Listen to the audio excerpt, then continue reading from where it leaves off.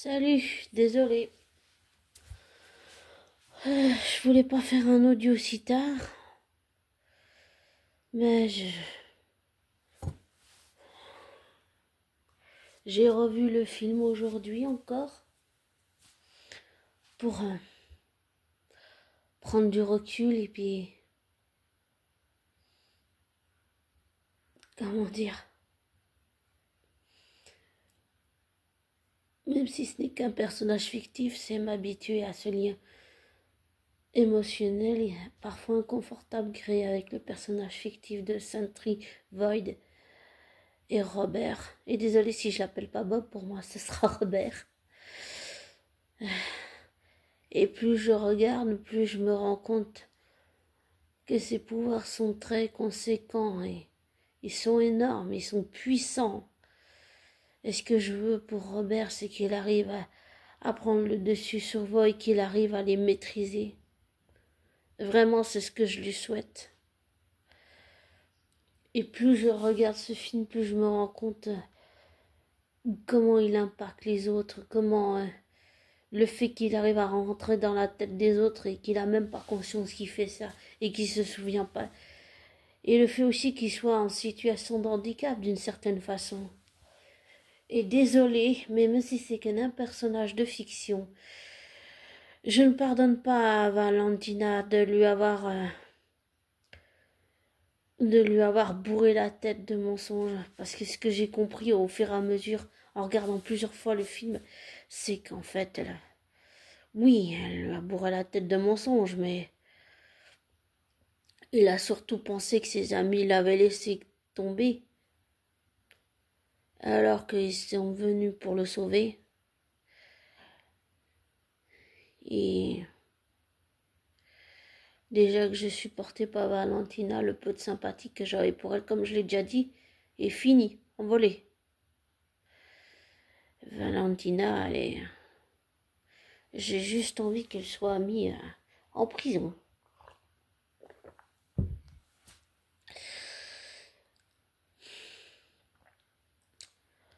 Mais le film, il mérite vraiment d'être défendu. Ça faisait longtemps que j'avais pas vu un film comme ça.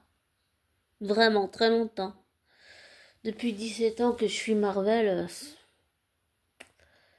c'est vraiment... Waouh! Si je peux, j'essaierai de m'acheter le collector pour avoir les bonus, évidemment.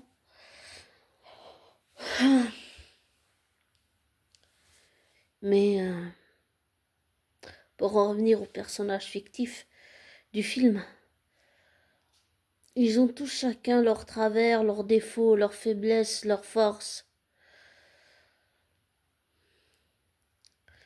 Ça se sent peut-être pas au premier abord, mais quand Bucky parle de ce qu'il a subi à comment s'appelle l'autre là, la soi-disant assistante de Valentina, Mel, ou je sais pas comment ça s'appelle, ouais. Quand elle dit, ah, je sais ce que vous essayez en train de faire pour essayer de me manipuler, pour me soutirer des informations, et qui lui dit, vous connaissez mon parcours, vous savez ce que j'ai enduré, que je n'ai pas eu le choix, que je n'ai pas choisi mes employeurs. Ça se sentait peut-être pas au premier abord, mais tu sentais que ça lui rappelait pas des bons souvenirs. D'une certaine façon, il en souffre encore, en fait. Mais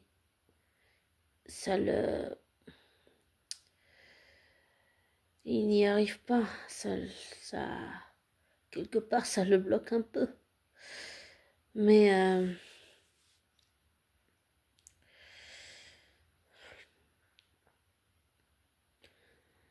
je voudrais bien voir, ce qui m'a manqué un petit peu, c'est, bon, bien sûr, évidemment, Taskmaster, un enterrement digne de ce nom quand même. Et, et voir les autres personnages face à leur passé sombre, ça m'a manqué un peu quand même. Mais je reconfirme ce que j'ai dit la dernière fois. Pour moi, entre Yelena et Robert et les autres, c'est un peu Au début, c'est un peu ami-ami, mais après, pour moi, c'est un peu comme s'ils étaient un peu des grands frères et des grandes sœurs pour Robert. Ils essayent de le guider, ils essayent de le soutenir, ils essayent de le faire revenir dans le droit chemin avec Valentine qui lui a bourré la tête de mensonges. Mais je m'aperçois qu'il a des pouvoirs qui sont d'une extrême puissance et j'ai jamais vu ça aucun, je le redis, chez aucun héros Marvel, à part Thor et Loki, bien sûr, qui ont des pouvoirs très puissants. Mais, euh, mais oui, et j'allais dire, encore une fois, même si j'ai pas cité tous les noms de certains youtubeurs, merci Landry, merci Argorok, merci Villain Geek, merci oh, PM Marvel aussi, un youtubeur que je suis aussi beaucoup, que je me suis abonné à sa chaîne parce que c'est très intéressant ce qu'il fait comme travail. Et aussi, j'allais dire encore une fois, merci à Argorok, merci à toutes ces personnes parce que grâce à eux, j'ai découvert l'univers Marvel. Grâce à eux, je connais l'histoire de Sentry, de Voight, de Robert. Je connais des choses que j'aurais pas su si je les avais pas suivies. Mais merci à eux de m'avoir ouvert les portes de cet univers qui est quand même complexe et j'ai vraiment envie de voir jusqu'où ça va aller avec Robert. Et je lui souhaite de réussir à prendre le dessus. Ah, salut mon trésor. Il y a mon chaton qui est levé. Salut. Oh, t'es debout? Oui, mon bébé. Oui. Qu'est-ce qu'il y a?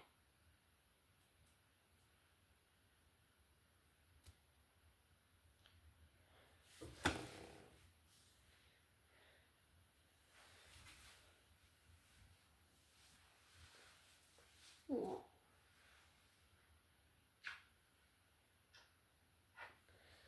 Je l'ai dans mes bras. Je profite. Oh.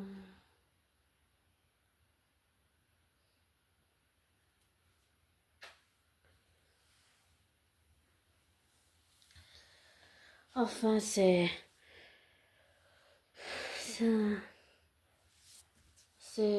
vraiment un très beau message qui est passé dans ce film. Le fait de ne pas affronter tout seul. Et le fait que Robert se fasse complètement écraser par Evode qui prend la place complète, c'est assez impressionnant aussi. Et j'ai envie de voir vraiment jusqu'où ça va aller.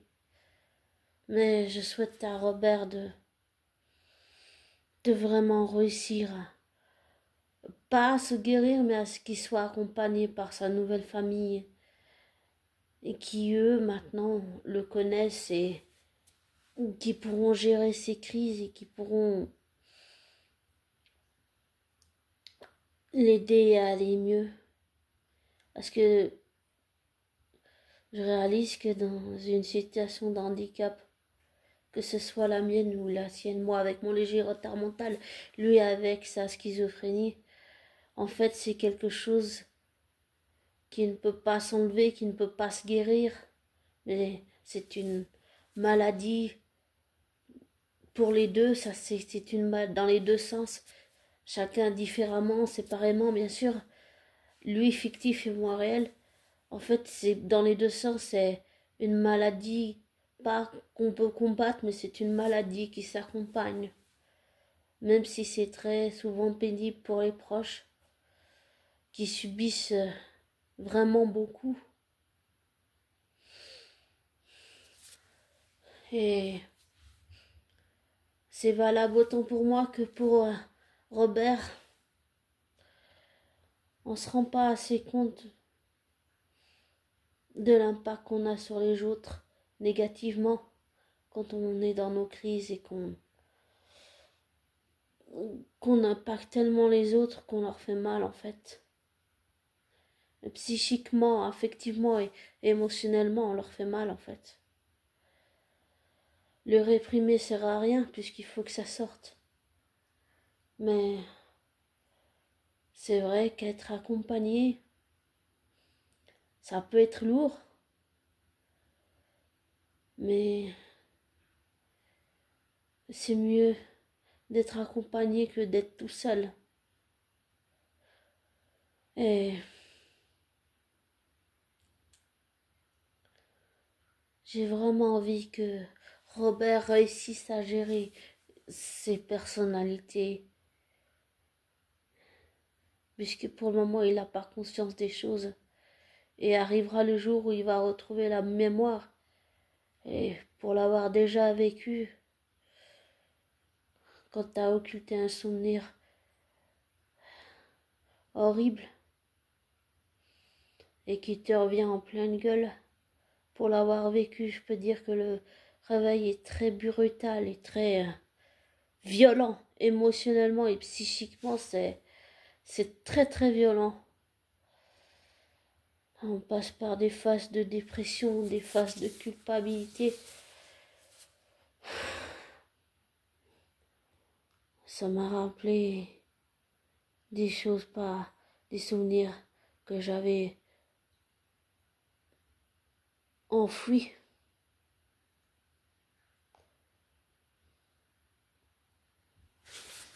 Désolée. Faut que je change d'endroit, ça va faire un peu de bruit.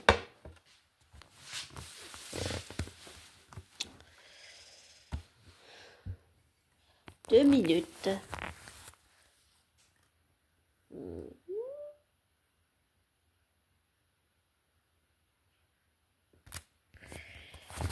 Voilà.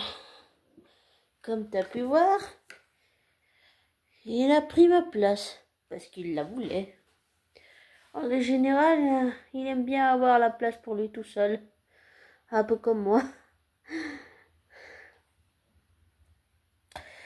Mais oui, ça m'a rappelé toutes ces choses. Ça rappelle aussi que nos proches, quand ils se battent pour nous, ils le font jusqu'au bout, même si ça nous plaît pas ou même si c'est contre notre volonté. Parfois, ils font ce qu'ils croient être le mieux pour nous. Mais c'est pas à eux de décider pour nous, c'est à nous de décider pour nous-mêmes.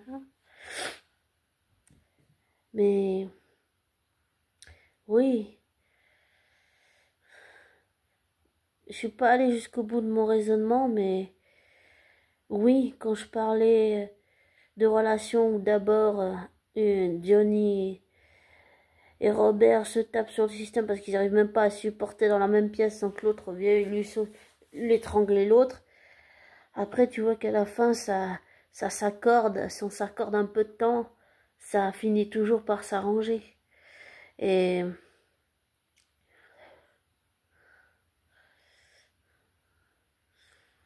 ça m'a,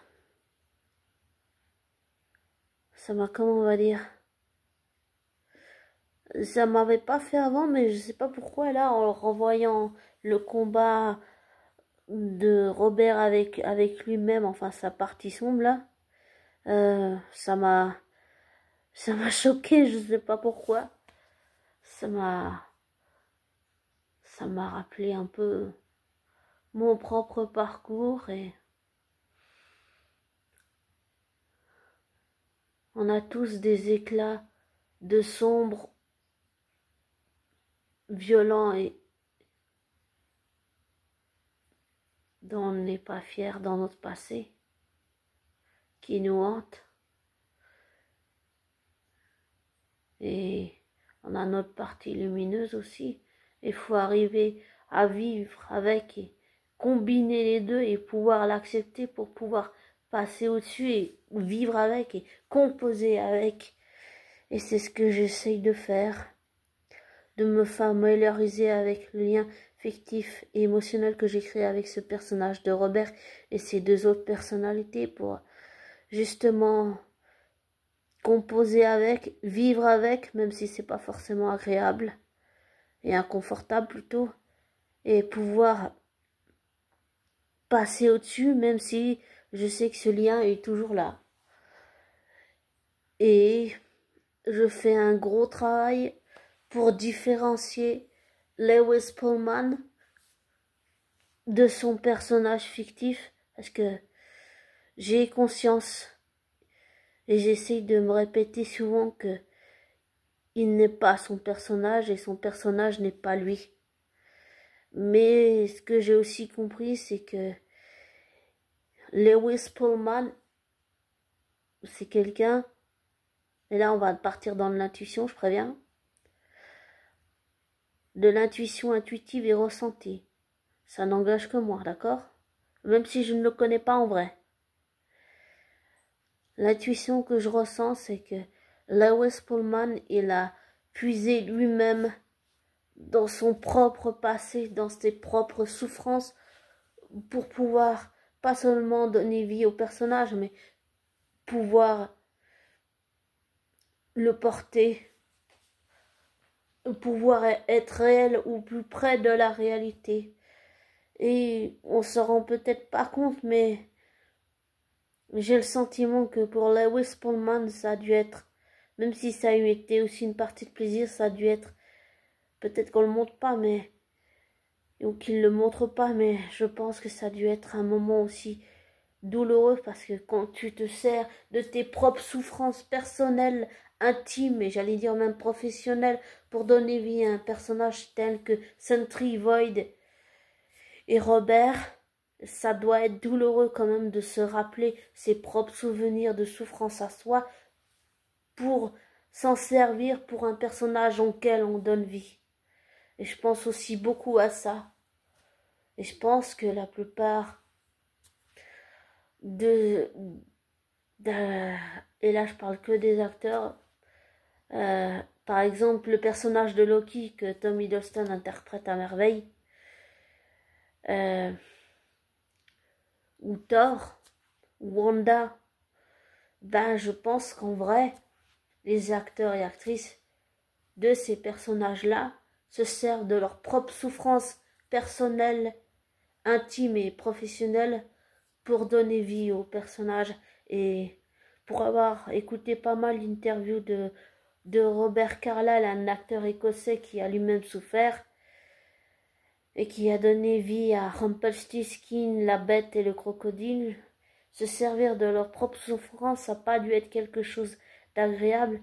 C'est pour ça que je commence à comprendre que oui, c'est un métier qui n'est pas forcément facile.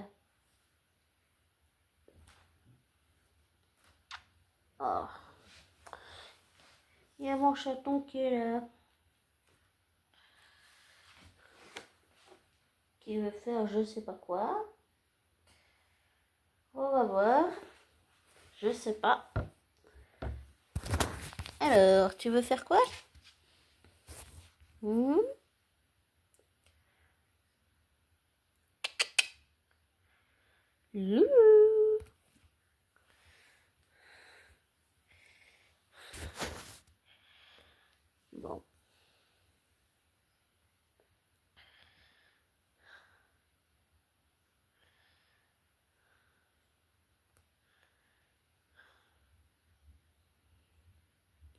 Ah, ça c'est ce joli couffin là, c'est un cadeau que j'ai fait pour son anniversaire.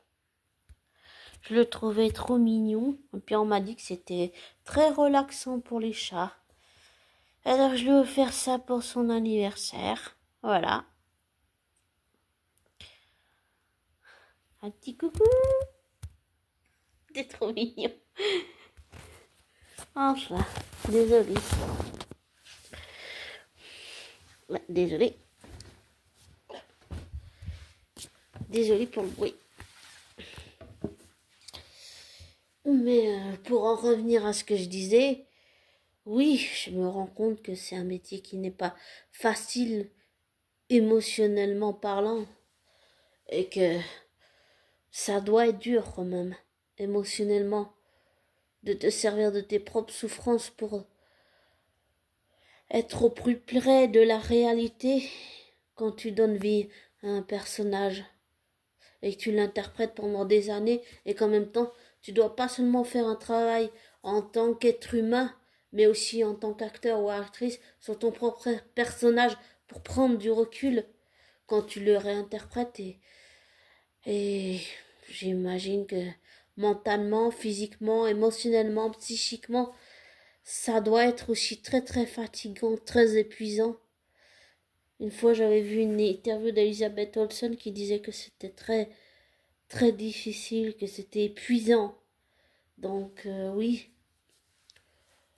je pense bien que ça doit être difficile. C'est pour ça que je pense que Lewis Pullman a pris ses propres souffrances à lui pour les transposer dans le personnage de Sentry, de Void et de Robert.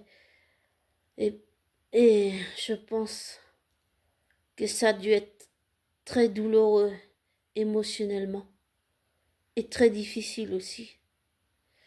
Et ça, on s'en rend pas compte parce qu'on voit que les films. On se rend pas compte de tout le travail qu'il y a derrière. Mais c'est très... ça donne une claque dans la tronche. Et ça fait réfléchir. Vraiment beaucoup. Et je suis pas allée toujours pas au bout de mon raisonnement, mais même si au début, US et Jones et Robert se supportaient pas et qu'ils se tapaient sur les nerfs, j'ai la sensation qu'ils deviennent en fait un peu tous un peu des grands frères et des grandes sœurs pour Robert. Surtout Yelena. Et je voulais dire que je confirme ce que j'avais dit la dernière fois. Pour moi, Yelena et Robert, c'est un... Je sais pas si, comme j'avais dit, euh, Robert lui rappelle Natacha. Peut-être un petit peu, je ne sais pas. Mais pour moi, il y a vraiment une relation de lien frère, petite sœur, ou plutôt grande sœur à petit frère avec. Elle est tout le temps en train de lui demander comment ça va, est-ce que ça va vraiment, est-ce que tu vas bien. Elle est très protectrice avec lui. Moi, ça me fait vraiment penser à ça, une relation de grande sœur à petit frère. Et c'est pour ça que je me demande si, quelque part, il lui rappelle pas un peu Natacha. Mais je veux dire, inconsciemment, sans s'en rendre compte. Donc, je sais pas, je me pose des questions, peut-être. On sait pas. Je ne sais pas non plus. Mais c'est vraiment l'impression que j'ai à chaque fois que je ressors de ce film, c'est ce lien de grande sœur à petit frère. Et c'est un très beau message là aussi, puisque ça parle pas que de la dépression et c'est incarné par différents personnages. Mais vraiment ce lien de frère-sœur, c'est un lien qui est très très très fort. Et redésolé, mais je ne supporte pas ce que Valentina a fait à Robert. Je le supporte pas. Pour moi, c'est inhumain. Et je confirme ce que j'ai dit, c'est inhumain. Et c'est cruel ce qu'elle lui a fait. C'est cruel. Comment on peut déshumaniser comme ça quelqu'un? Ça, je comprends pas. Je comprends toujours pas. Et pour être sincèrement honnête, c'était bien tous les films Avengers et tout. Mais c'est ça ce qui m'a manqué. C'est le côté psychologique, affectif, comportemental, moral, émotionnel, lumineux et sombre, et surtout humain, bon sang, d'être humain. C'est ça qui m'a manqué dans les films Marvel. Et ça, c'est exactement ce qu'on retrouve dans Thunderbolt. Pas le fait seulement de ne pas être seul face à l'adversité et tout, mais aussi l'être humain, parce que j'allais dire, sous ces apparences de personnes qui ont fait des choses pas jolies et plutôt moches, on oublie que quelqu'un de connu, que ce soit une personnalité connue dans le monde entier, ou un personnage de fiction dans les deux sens, en vrai ou en fictif, on oublie que ce ne sont que des êtres humains. Et ça, c'est quelque chose qui ressort beaucoup dans le film. Pour moi, c'est la force du film aussi. C'est ce côté être humain, ce côté humain qu'on a beaucoup oublié dans les films de super-héros, je trouve. Pas au début, mais après, je trouve que ça a un peu dévrillé pour moi. Dévrillé, je sais pas si ça se dit en français, mais ça a vraiment, pour moi, ça a tout cassé parce qu'on a oublié le côté humain. Et là, je le retrouve enfin. Qu'est-ce que ça m'avait manqué. Je suis vraiment contente de ce film, il me plaît vraiment beaucoup. Et je veux revoir ça dans plein de films Marvel, et je veux justement voir où ça va aller avec Sentry, Robert Void et sa nouvelle famille, jusqu'où ils vont aller, et, et voir comment il peut maîtriser tout, et comment il peut apprendre à accepter Void, accepter Sentry, accepter lui, Robert, en tant que lui-même, comment il peut s'accepter, comment il arrive à faire avec les choses, comment il arrive à passer par-dessus euh, pour pouvoir vivre simplement. Et ça, c'est aussi important. Tant qu'on s'accepte pas soi-même, on n'arrive pas à vivre. Et ça, c'est aussi important. Et donc, j'ai vraiment envie que